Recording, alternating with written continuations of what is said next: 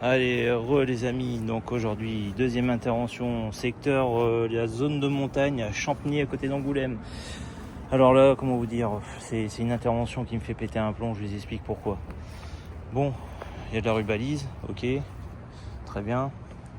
Par contre, là il y a eu un comportement mais complètement inconscient.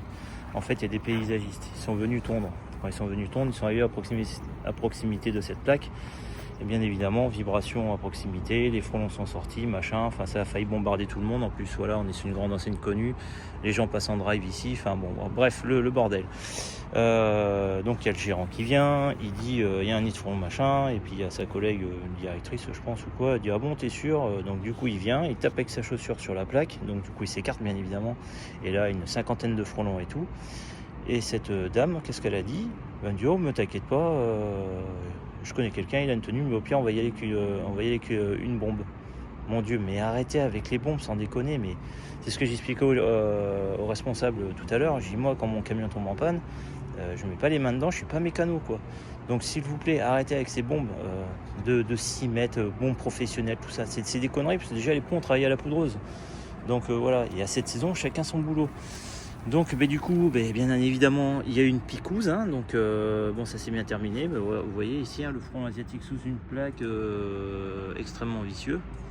Donc là, ce que je vais faire, on va procéder au traitement ensemble et après on va faire l'autopsie dans le sens que on va regarder la taille du nid. Ok, allez go, on est parti.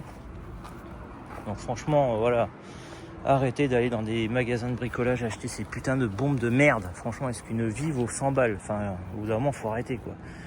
Les interventions seraient à 300-400 € que ça fasse réfléchir, dans ces cas vous appelez une autre boîte, quoi.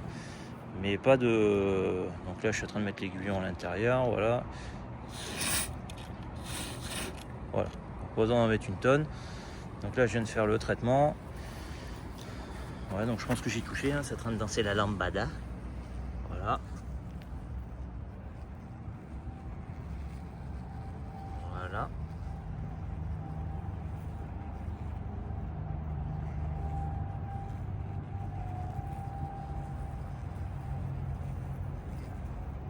Oh, vous avez vu, il y a du joli monde, hein. Qu'est-ce que tu veux y aller, toi, avec ta bombe là-dedans? Enfin, franchement, moi, ça me fait péter un plomb, quoi. Quand je vois des comportements, il y en a, ils peuvent amener un cierge à lourd, hein, je vous le dis, hein. Donc là, en fait, le produit il dure 3 mois environ, c'est à base de pierrettes, donc à base végétale. Ça s'infiltre un petit peu partout dans le conduit où on a poudré.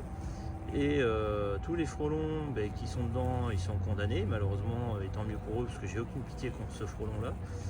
Et on laisse le nid en place parce que le frelon, il a une mémoire photo tout simplement. Et en laissant le nid, du coup, tous les autres qui sont partis chercher à manger, ils vont entrer dans le nid, se contaminer à leur tour.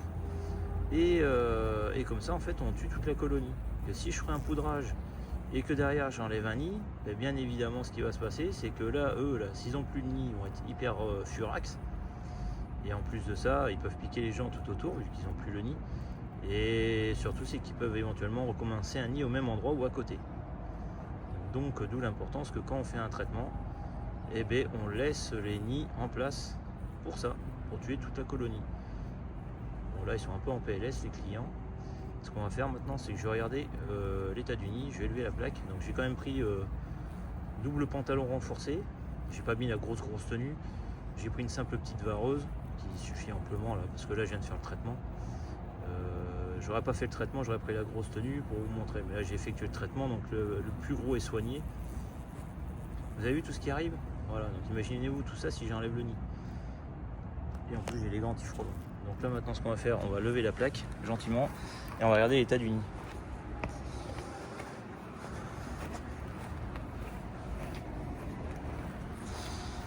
Donc je vais le mettre ici.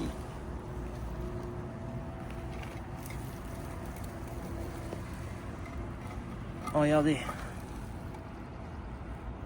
Vous avez vu la taille du pépère? Hop là.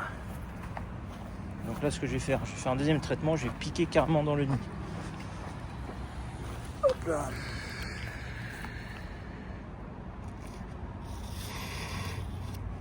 Voilà.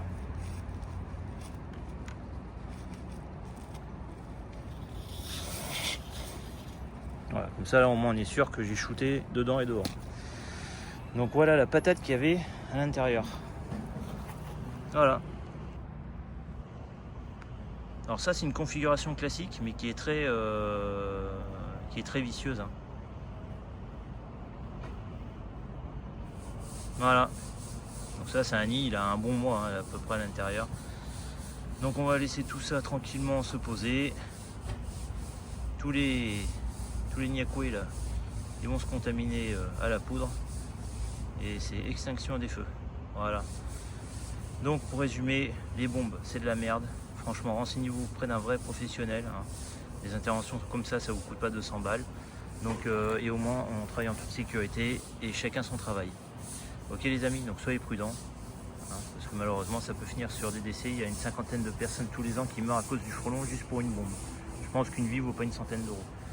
Voilà. Donc là, je vais remettre la plaque parce qu'ils sont un peu énervés. Et évidemment, comme j'aurais enlevé la plaque, ils sont un peu désorientés. Donc là, je vais tout remettre à sa place et tout le monde va s'aseptiser.